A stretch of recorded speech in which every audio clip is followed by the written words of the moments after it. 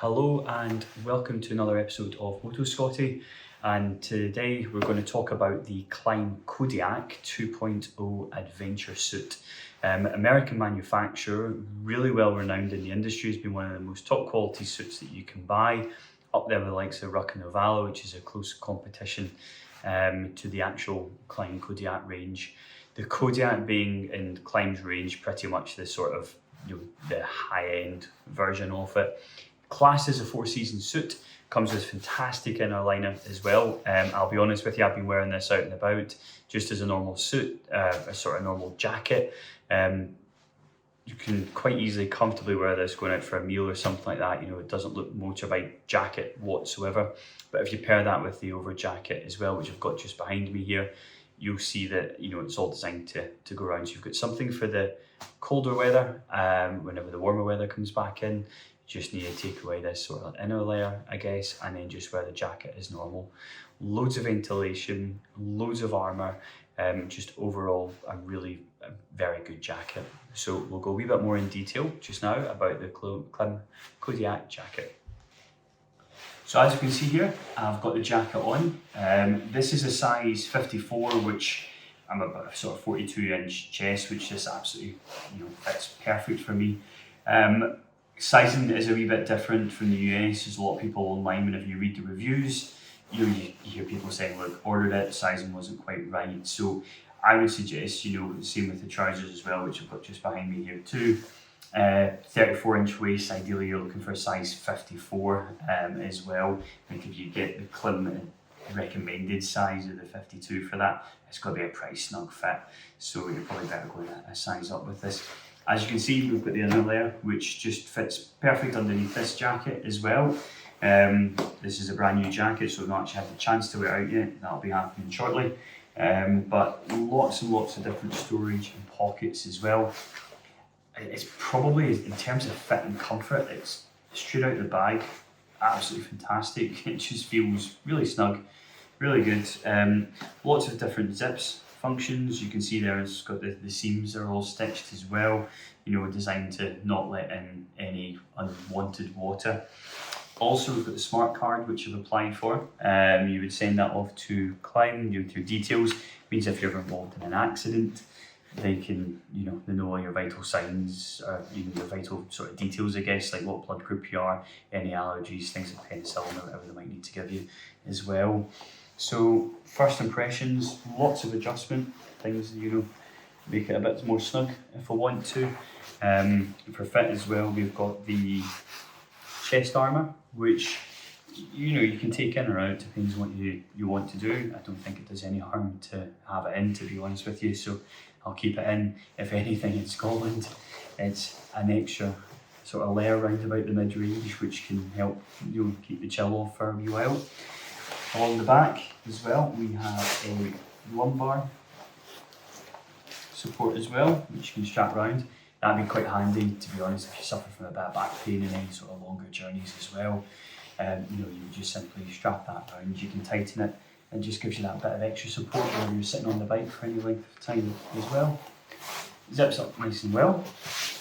All in all, a really nice fit, to be honest. It's quite an attractive looking jacket, to be honest, even though I'm not. The jacket certainly is.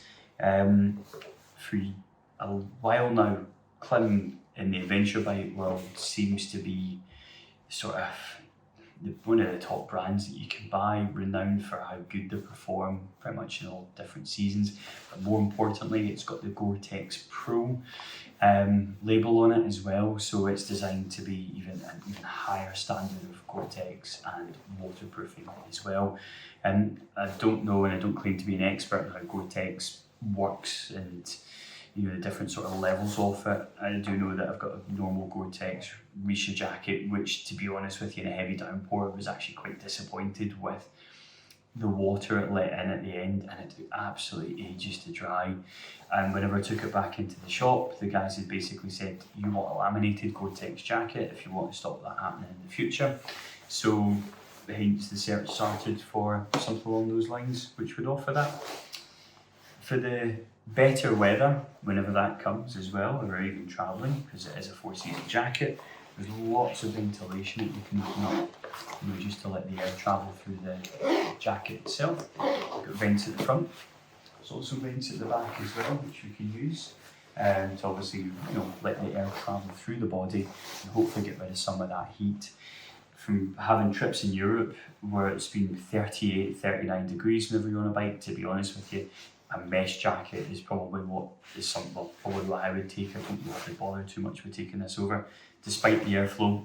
I just think when the mesh jackets will just allow it to travel so much better through. External pockets, plenty of storage. There's one up here, presumably for sort of mobile phone, nice quick access, right size. Maybe not for the iPhone Pro Max users, but certainly for everyone else with a normal sized phone.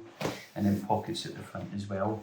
The only thing is that the pockets are side loading, and I'm actually not 100% convinced that that's maybe the right thing. I quite like pockets that you can put things in that are top loading. And it just means if you forget to pull up one of the zips and you happen to take off on the bike, something doesn't accidentally fall out of the pocket. And then all of a sudden you've maybe lost your key, which is brilliant if you've got a keyless start on a bike. You're going to be pretty much snookered, and it could be lost at some point in the road that you've travelled beforehand. So it's probably the only thing I don't really like about the jacket is the fact that those pockets aren't top loading and they're side loading. I'm sure there's a very good reason for that, but something that I'm not too, probably maybe a design thing for me. We've also got this additional thing which was stored in that pocket. This is a neck scarf that would zip onto the back of the jacket, just there. You can zip around it and effectively create a waterproof sail between the jacket and your helmet, which again, water hitting off that, running down onto the jacket and off you. Just another thing. It's actually quite a nice touch. I've not had that before. The amount of times I've been on the bike in the pouring rain and the water's running down your neck. This is probably quite a nice addition, to be fair. So that's one of the things I really do like about this jacket, is the fact that that's available too. Pop that back. As for the trousers, all designed to zip together. As you can see here, I went for the stealth black. There are different colours available, some with some high-vis bits and pieces to it as well. I quite like the sort of stealth black, to be honest with you. It fits in with the rest of the kit. It's kind of similar to all the stuff that I normally buy as well. But again, with the actual jacket and the trousers, they come with a hide sort of leather protector, basically the same sort of abrasion point really. That's there. Every bit of stitching the whole suit just feels really, really high quality. We've also got the same hide on the shoulders here as well. Again, one of those things, if you have an impact, you're always better having something like this to sort of follow on. Textiles don't really perform as well as what leathers would do. That's why, for example, you're doing track days, they normally insist in leather suits, leather race suits rather than textiles. Just if you do happen to come off the bike, you want to make sure that you can survive as long as possible skidding along the ground before your clothing effectively starts burning away, I guess. The trousers are designed to zip together around the back. I've had these on, the whole suit just feels so comfortable from start to finish. You can get braces for these, which I've not needed as such, so I've not opted for them. To be fair, if you don't and you decide that you need them, a pair of standard braces would do absolutely fine. But there's adjustment on the side as well, just if you do find things maybe a wee bit too loose, you can always stop and adjust it as well on the side. Plenty of pockets in front, and again you've also got the ventilation down there too if you need to open up to let the airflow through. And again at the back as well, you've got your exhaust vents there too. So again, they do market it as a 4-season suit, and I don't really see a reason why not. There's plenty of ventilation. We've got the thermal lining as well, which to be honest, where we are in the UK, it's normally pretty cold. I've been walking about with this inner liner on for the last few weeks. Temperatures sort of 2-3 degrees, and it's been absolutely fine. It's a really, really nice bit of kit. Don't think they're sold separately from Klim, which is one of those things. If you ever do need replacements, it certainly comes with the Kodiak, but I'm sure they might start introducing sort of more of the sort of thermal under layers at some point, because they've really done very, very well with this one. So there we have it. So this basically sort of completes most of my kit review. We've done the different bits and pieces with the Adventure 2 boots that are going with this suit, this jacket, which I'm really pleased to have got, which I'll be honest with you, there's not many UK retailers at all for any of the Klim stuff, which is, if we're going to look at the sort of negatives with the actual brand itself, Superbike shop do them, certain adventure shops as well sell them, but it's not something that's readily available, and trying to get stock in, I think, has been a real issue for a lot of the retailers as well. So for sizing, etc., you know, it's kind of take what we have, or certainly in my case it was wait 6 to 8 weeks until we actually get the thing in stock for you, which isn't great, but again, it's an American retailer, I guess, so we just have to rely on what they can offer and how they can offer it.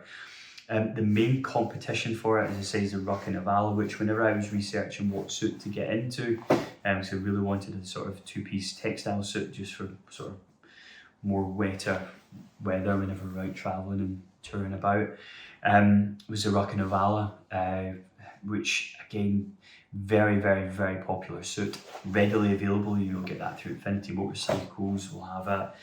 Superbike shop will have that as well. You know, a really popular suit, really well built. Ruck is known for their quality, their high-end products, materials, Gore-tex Pro as well. So, you know, you're getting a real quality suit for the money. Price-wise, these things do cost very similar between the two ranges. Again, you know, it's not cheap kit, to be honest with you. If you are going to spend this, you're definitely investing in your suit. You want to have it for a long time, so having something that's going to wear really well, you know, through all different weathers, something that's comfortable, something that's got plenty of adjustment as well, so you're not having to fork out trousers if you happen to go up an inch around the waist or put on a bit of weight or something maybe a year or two down the line. You want to be able to, you know, move the jacket as kind of you grow into it as well and not have to replace it after a few years, which I think this offers.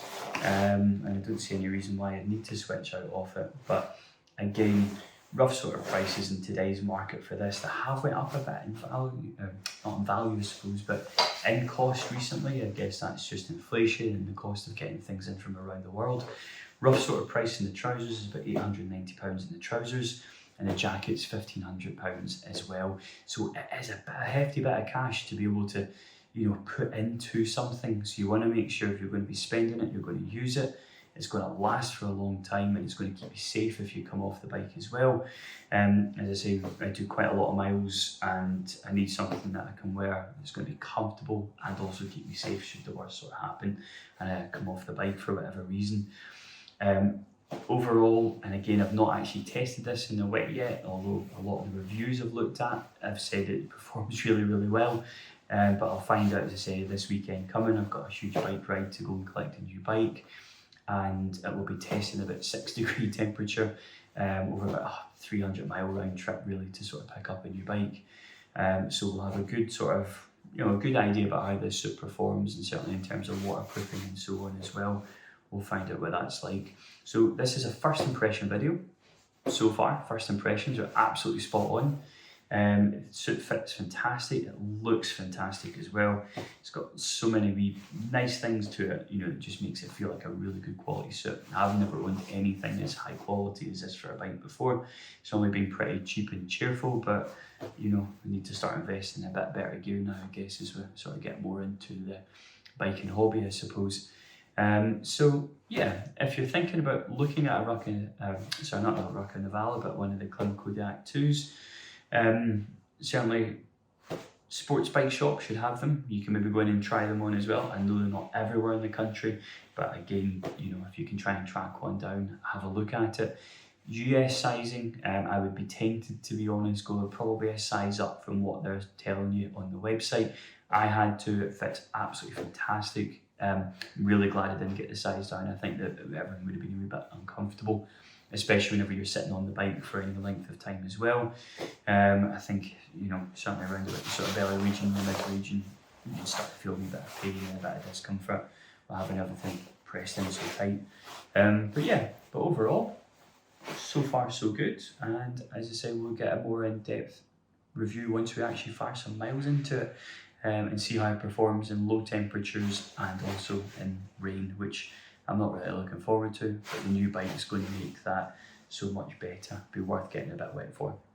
Thank you.